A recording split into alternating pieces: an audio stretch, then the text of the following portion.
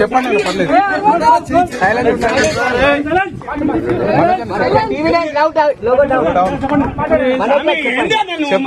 లేదు పర్లేదు చెప్పండి మనకు ప్లీజ్ కొంచెం సైలెంట్.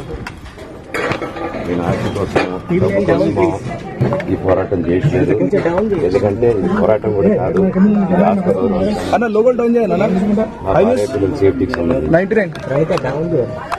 ఇది నాతో ఒక మగాడిగా నాతో డైరెక్ట్ గా వచ్చి నాతో ఏం చేసినా నా భార్య వీరి చేయడం, నన్ను ఇంక్లూడ్ చేయడానికి, నా 7 నెలల పాప ఇంక్లూడ్ చేయడం, నా బిడ్డలు ఇంట్లో ఉండగానే అలా బిహేవ్ చేయడం కాదు.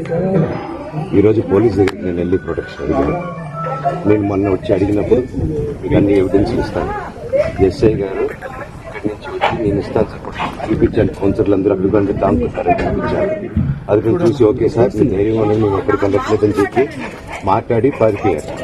ఇప్పుడు కానిస్టేబుల్స్ వచ్చి అందరూ నా మనుషులందరినీ భయపించి ఇప్పుడు వాళ్ళ పేర్లు తీసుకొని బెదరగొట్టి మా మనుషులను పంపించేసి వేరే బాడీ గార్డ్ లోపలికి పంపించున్నారు సార్. ఏం జరిగిందండి అసలు? గొడవలు ఎందుకు జరిగాయి? డిపార్ట్మెంట్ ఎందుకు వన్ సైడ్ తీసుకుంటున్నారు? కంప్లైంట్ తీసుకున్న తర్వాత వాళ్ళకి ఏ అధికారం ఉంది? నా ప్రొటెక్ట్ చేసే మనుషులు పంపించేదానికి అధికారం అవకాశం ఉందో వీళ్ళకి ప్రపంచంలో అందరినీ కలుస్తాను సార్, బయలుదేరి.